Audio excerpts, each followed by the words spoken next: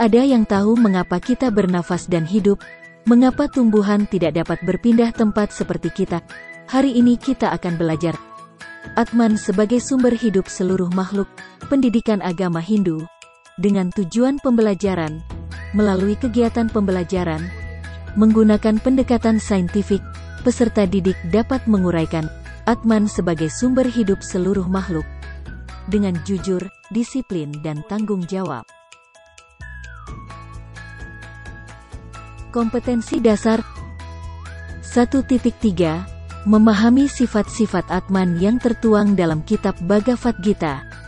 1.4 Menggambarkan sifat-sifat Atman yang tertuang dalam kitab Bhagavad Gita.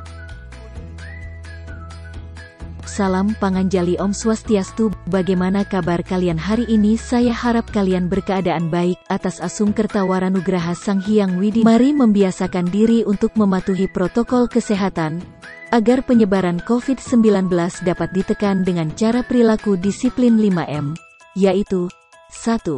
Memakai masker, 2. Mencuci tangan dengan benar, 3. Menjaga jarak, 4. Menjauhi kerumunan, 5. Membatasi mobilitas dan interaksi. Bila kalian sudah siap, marilah kita terlebih dahulu berdoa sebelum belajar.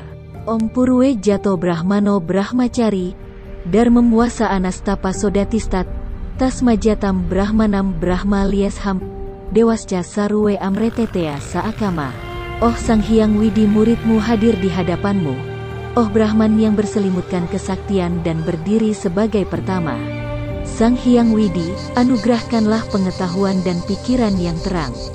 Brahman yang agung, setiap makhluk hanya dapat bersinar berkat cahayamu yang senantiasa memancar.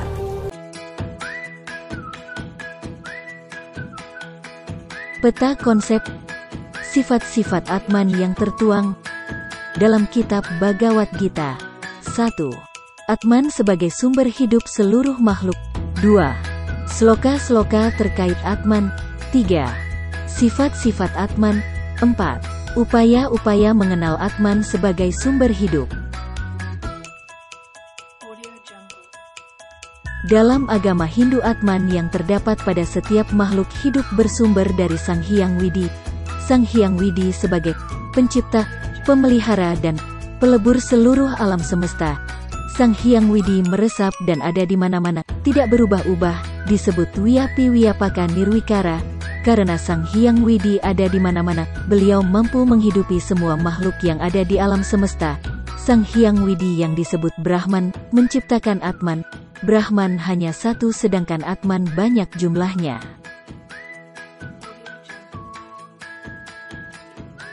Atman adalah sumber hidup dari segala makhluk hidup. Atman juga diartikan sebagai percikan-percikan terkecil dari Parama Atman.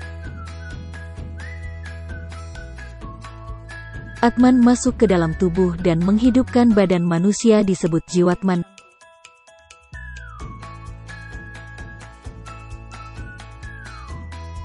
Atman masuk ke dalam tubuh dan menghidupkan badan hewan disebut Jangama.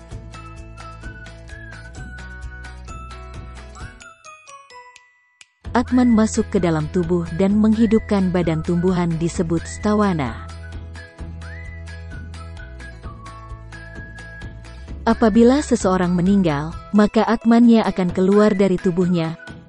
Banyak orang mengatakan bahwa Atman sama dengan roh, namun sesungguhnya roh berbeda dengan Atman. Roh adalah badan astral atau badan halus yang membungkus Jiwatman yang telah meninggal. Roh inilah yang akan dilahirkan kembali dengan segala karma wasananya. Atman terpengaruh sifat-sifat keduniawian menjadi bodoh atau tidak mengetahui dirinya.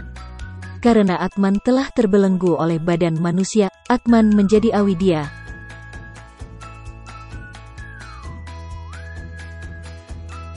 Fungsi Atman dalam diri manusia. 1. Sumber hidup cita atau alam pikiran, yaitu pikiran, perasaan, kemauan indera dan intuisi, dan stula sarira makhluk atau badan wadah seperti darah, daging, tulang, dan lain-lain. 2. Bertanggung jawab atas baik buruk atau karma dari segala karma wasananya makhluk. 3.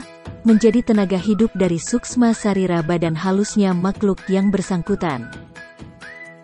Demikian kita telah belajar tentang Atman sebagai sumber hidup seluruh makhluk.